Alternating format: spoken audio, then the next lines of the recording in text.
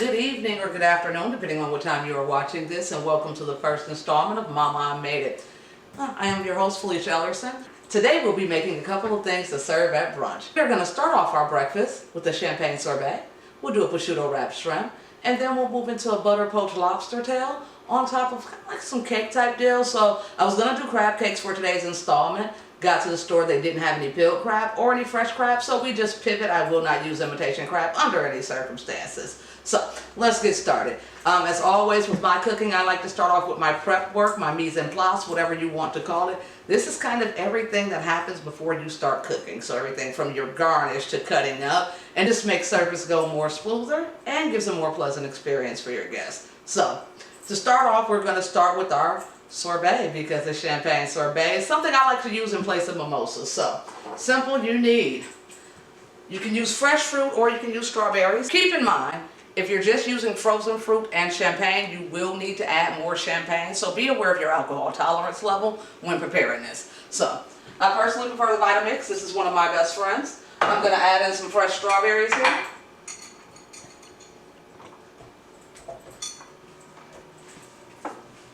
Add in some champagne. We're just going to pour that champagne in there. You want to put it in a good healthy amount.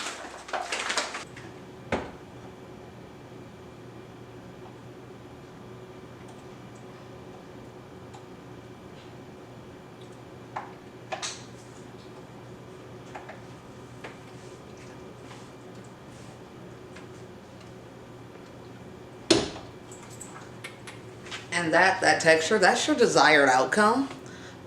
You can serve this either before the start of your meal and use it as a palate cleanser. You can do it as your dessert. If you're cooking for people who don't drink, you can use orange juice instead of champagne. If it's somebody who doesn't drink and may have dietary restrictions, Diet Sprite works just as well as champagne with this particular recipe. Alright, so mise en place. We are going to start with our mise en place for our, I guess it's a crabless crab cake at this point. I don't know what's called it.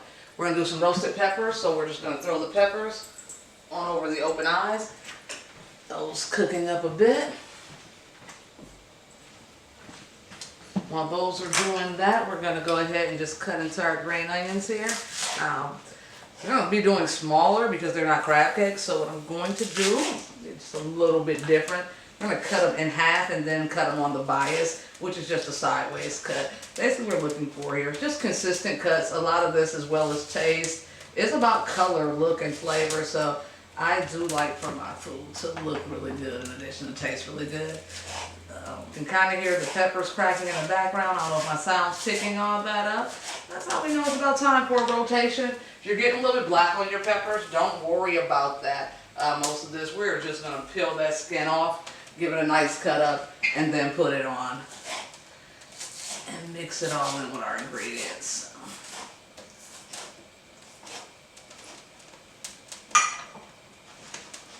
Put some bowl here. Still hear my peppers cracking, so I'm still in a happy place there. This yellow one's getting beautiful. And it's looking pretty good. Alright. One thing I like to do in my crab cakes is, instead of using, say, cornmeal or something, I just like to smash up some ribs. We're going to break up the ribs right in the bag. And we're going to throw that on over in there with those cut up scallions.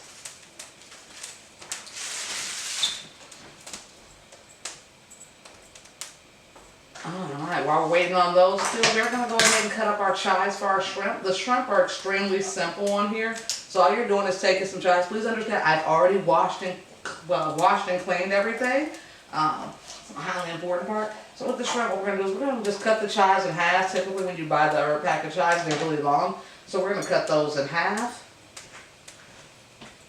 Get that yellow off of there. This one seems to be not right around the heat, so we're going to play with that a little bit. Turn that middle one on. Alright, we're going to grab some prosciutto. One or two ways you can, well, several ways you can do this. I like the prosciutto cut in half personally. I find that it doesn't, you can still see the shrimp that way. So I like it to be just kind of lightly wrapped around the middle of the shrimp like a little prosciutto or a shrimp waist trainer, just so you can see both parts of it. So we're going to get this prosciutto nice and cut in half here. Maybe. Red peppers getting a little red on them. Alright, I think we are good on our peppers. We'll address those in a minute since I'm into this now. Alright, so what I'm going to do is we're going to take the shrimp, obviously clean. Larger shrimp, jumbo shrimp do work better in this situation. I'm going to put that chive right down the middle of it. I'm going to grab the prosciutto, and you're going to wrap that up. That little waist trainer on that little shrimp. It's going to be a sexy little shrimp.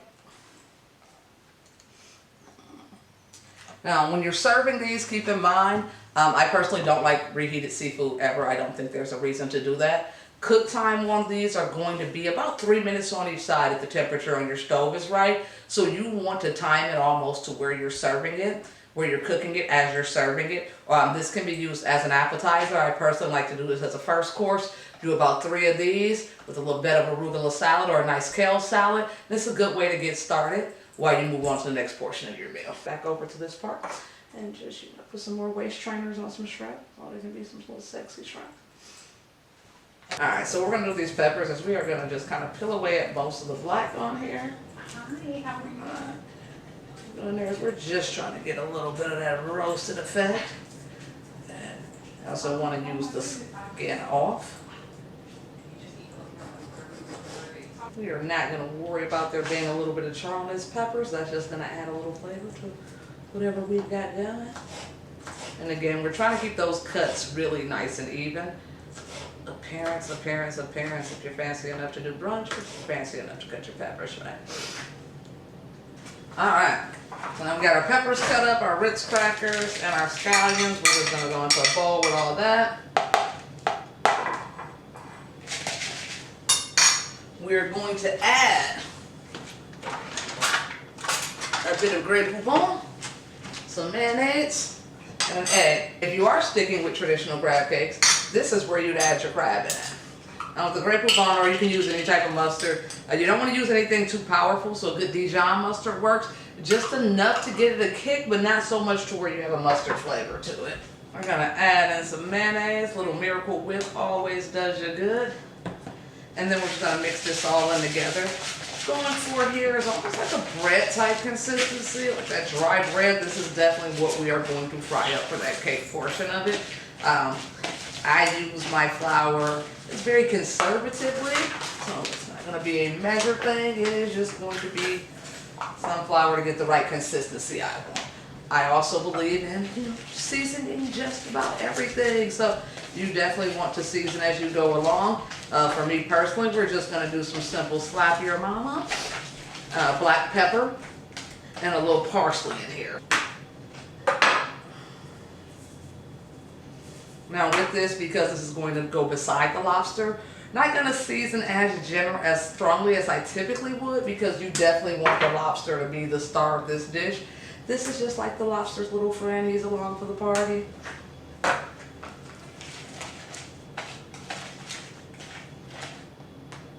Almost right. We want a little bit thicker, so we're just going to add a little bit. It's almost right. We just want a little bit thicker, so we'll just add a little more flour there.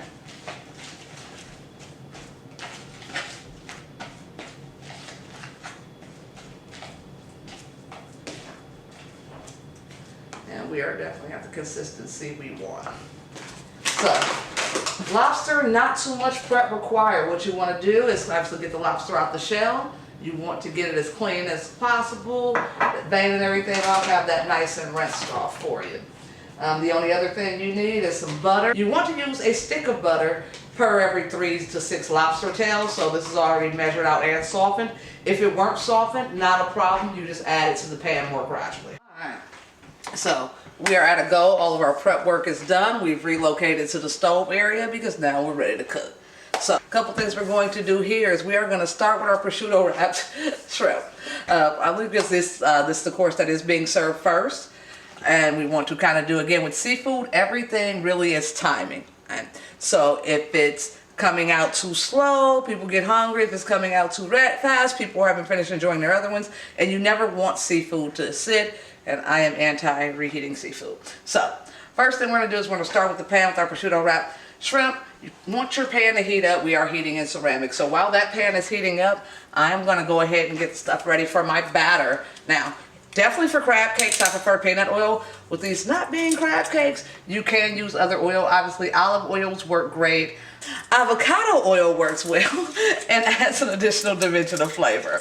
Alright, so now in here we've got some heat going. For this one, this is what we're going to poach our lobsters in. So keeping in mind, this is going to take about a total of 7 minutes. Running wise, that's not as important. It's going to hold its heat well. Poaching lobster, we're going to be about 6 to 7 minutes on each side for a total about a 12-minute cook time. So first thing we want to do to the lobster poach is we want to add a tablespoon of water.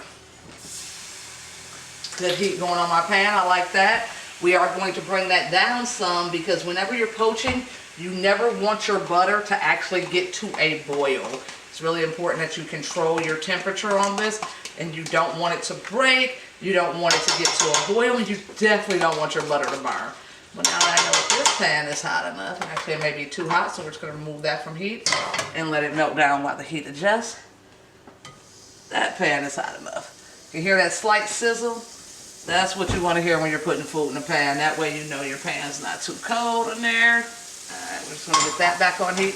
The other thing I like about using peanut oil is you can actually smell as peanut oil is heating up and as it's burning or cooking. So you don't have to do the old school method of throwing water on grease, which isn't safe. Peanut oil actually gives off an aroma as it's cooking. So the ceramic pans, we never want to use any metal. So as this butter's melting, we're just going to give it a nice little stir with the wooden spoon there. We're going to let that go some. And get this out the way. Other important thing is that while you're waiting on anything to heat up, every moment in the kitchen is quality time.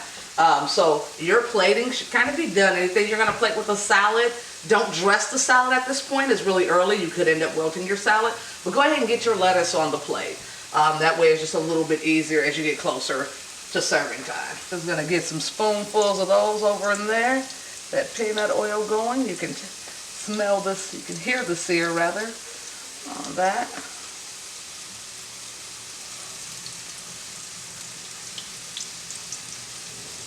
Alright. This you want to also make sure that we're not giving an overcook on the shrimp. When the prosciutto's done on the outside, the shrimp's going to be done on the inside. So very, very easy marker to set by. You notice I did go ahead and remove my butter for the lobster poach primarily because I was getting double heat, which makes it a little bit harder to control. So we are just going to get these cooked in on first, and then we'll move back over to the lobster. Meanwhile, we do have that breading mix in the back. Nice little slow sizzle on that.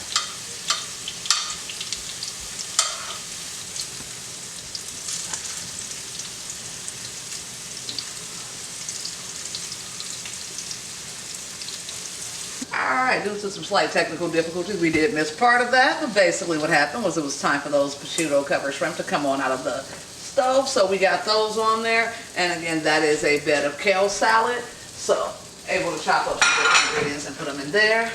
Interest of not burning things, we're just going to get those off the stove. Now back to the butter and lobster poaching. So while those are being served, ideally your guests are enjoying that, they're chatting, everybody's having a good time. We're going to go ahead and get these lobsters in. And on the lobsters, you're 4 to 6 minutes on each side, and then not letting that butter get to a boil. So you want it warm, you want to poach the lobster. The lobster's just hanging out. It's in the butter. It's having a good time. It's happy. We're about 6 minutes in. The thing I love about a lobster is it does kind of tell on itself. It's going to turn colors as it gets done. And with lobster, really important that you do not overcook. So we are just going to turn those. That beautiful red on there. That's how you know that side is done. Another 5 to 6 minutes, and this one's ready for service. Alright, you tell the other side has that pretty on it. Inside is that nice white gloss on it, so we're not at opaque. So we know we are ready to go on these lobsters. Do right here is we're just going to take that off. Okay. If you want to dress your salad, a nice vinaigrette works. If you don't plan on dressing it, but maybe doing a lobster dipping sauce, you can use this same butter here. Go ahead and squeeze in some lemon juice, add your seasonings in, and you've got a nice lobster butter. All right. And thank you all for tuning in. I do hope you enjoyed. This has been the first installment of Mama I Made It. I hope you all enjoy your meals as well as cooking with us today.